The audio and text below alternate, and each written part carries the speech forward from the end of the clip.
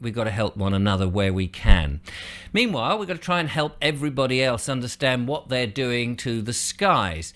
And interestingly enough, somebody very kindly sent me what the Met Office have been saying about it. And you'd think they would know what's going on. Well, they admit it. They admit what they're doing. So I'm going to put my headphones on here, these little earbuds, and let's have a little listen to what this gentleman is going to say about the situation, and then we'll have a look at a freedom of information request. So let me just get up the appropriate screen here before my headphones fall out.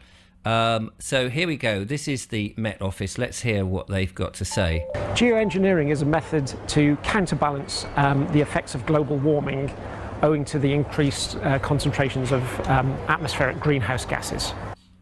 So first of all, he's making the erroneous conclusion that CO2 is the problem, and he, from the Met Office, Jim Harwood, I think his name was, Hayward, Jim Hayward, his name is, from the Met Office, and they're giving us, they're setting it up, they're setting up the problem, and they're telling us what we already know, the myth of man-made global warming. Okay, let's carry on.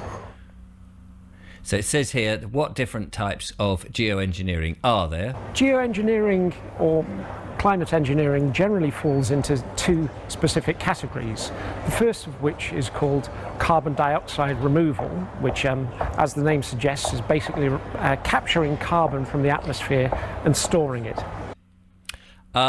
That's not a sensible policy, seeing as CO2 is the gas of life. We need that to grow plants, and animals need to eat the plants, and we obviously eat both.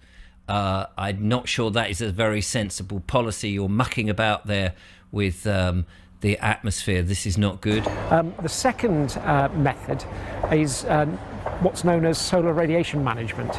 Now, solar radiation management differs from carbon dioxide removal in that what you're trying to do is reflect an additional amount of sunlight back out to space. So solar radiation management is basically trying to reflect sunlight back out to space, leading to a cooling to counterbalance the increases in greenhouse gases.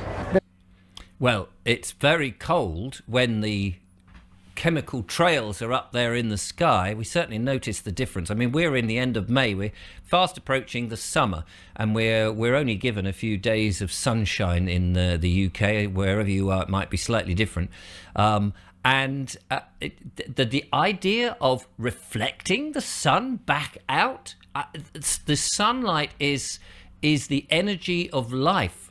CO2 and sunlight are two of the most important aspects that we want. If you start mucking about by taking the sun out of the equation, you are effectively destroying life. And this is so basic. You cannot believe how ignorant and how stupid these people must be. And these are people in positions of so-called knowledge and power, and just peddling the same old rubbish that everybody knows is rubbish, that they've been told and are paid to do. There's been various different solar radiation management schemes that have been mooted as being possible, all of which are basically trying to reflect sunlight back out to space. Why would you do that? Why? Why would you not use some common sense and go, this is barking. This planet has been around for millions of years. We don't, and a few people on it running around like ants have somehow caused this warming, really? And it's all our fault. So what we're going to do is interfere with the planet by reflecting away the sunlight and potentially kill us all off? You are mad. One of the most popular is to inject some reflective material into the stratosphere. This mimics really the impact of volcanic eruptions. So we want to imply that there are more volcanic eruptions. That's a good place to live, is it? By chucking out stuff into the atmosphere, which presumably will eventually fall down. And are we not breathing all of this? Which have been shown on the observational record to cool climate. There's another method which is artificial brightening of low-lying stratocumulus clouds. If you inject some aerosol into these low-lying stratocumulus clouds, you can brighten them. And of course, when you get a brightening of the planet, you're reflecting more sunlight back out to space. Yeah, and you're decimating life on the Earth. I mean, it's bonkers, isn't it? Isn't this not just absolutely bonkers? Those are the two most popular solar radiation management techniques that are in the press at the moment. And what are the pros and cons, it says here, for geoengineering? Carbon dioxide removal is often thought of as a relatively benign kind of geoengineering because you're simply reducing the amount of carbon dioxide and people in the atmosphere. It's not quite as simple as that because a lot of the land that would be used for general agricultural practices like they are at the moment would have to be converted into land for specific growing of biomass burning.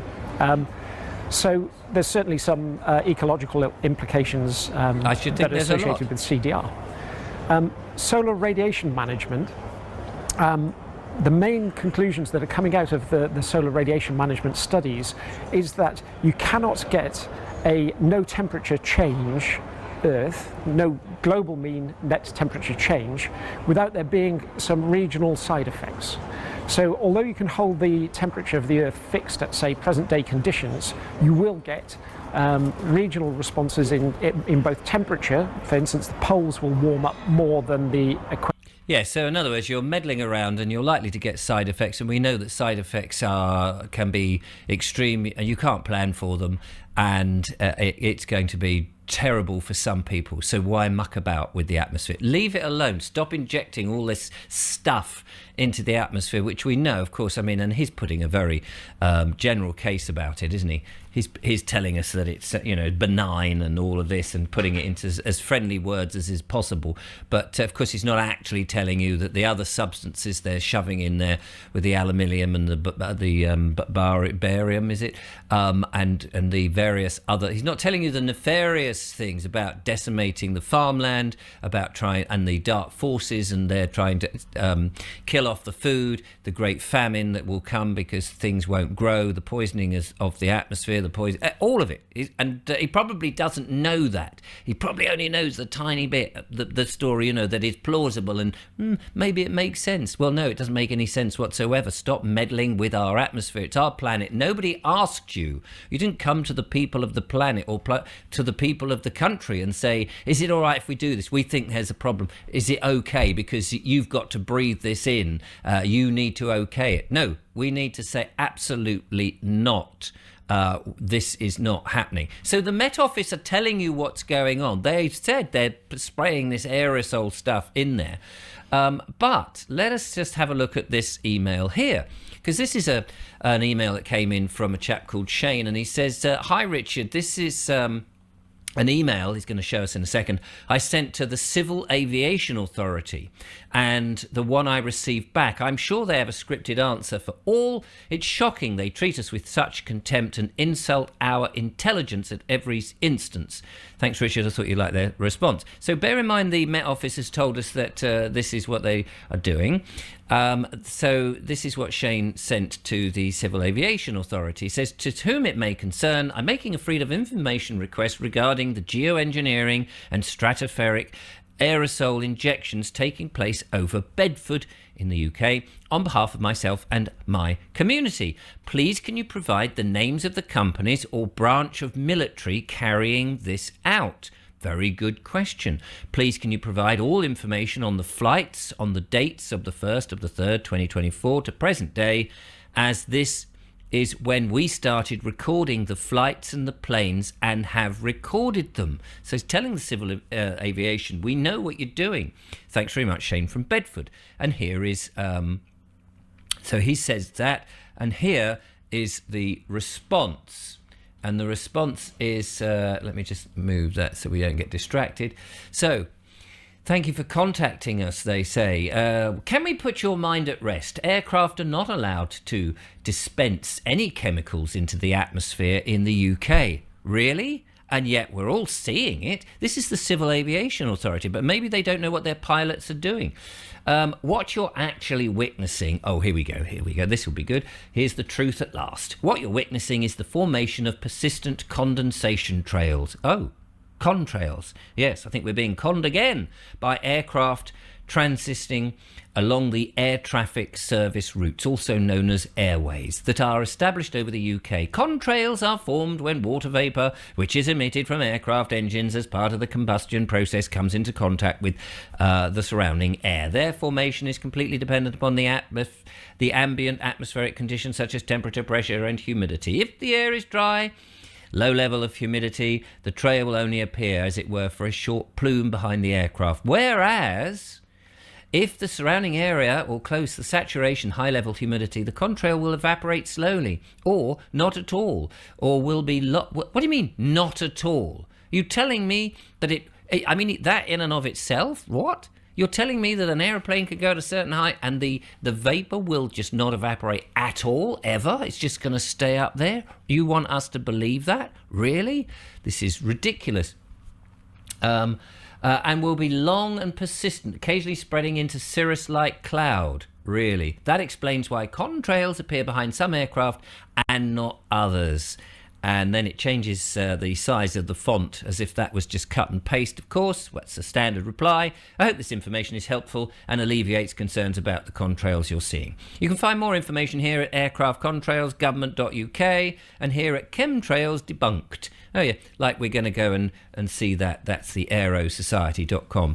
And it also finally goes on to say the BBC has also recently, like we're going to, believe the BBC, they've covered an article, Chemtrails, What's the Truth Behind the Conspiracy Theory? Yeah, a general inquiries team, external information services, civil aviation theory, blah, blah, blah. And you can see that the emails are there, inquiries at caa.co.uk, and their website is www.caa.co.uk. They're even on Twitter, so if you want to @UK_CAA and tell them what you think about their response, then you can do that. This is disgusting and is blatant lies, and our skies are continually being filled up with this nonsense. They are lying to us. We know it. They know we know it, and they're squirming to try and show something. But we must get to the bottom of this, for otherwise... This is the end of humanity, isn't it? Not that we want to worry about it. We will find a way out of this, but we've got to wake people up and let them know what is exactly going on. And these lies of contrails is just not going to wash. Thanks for watching.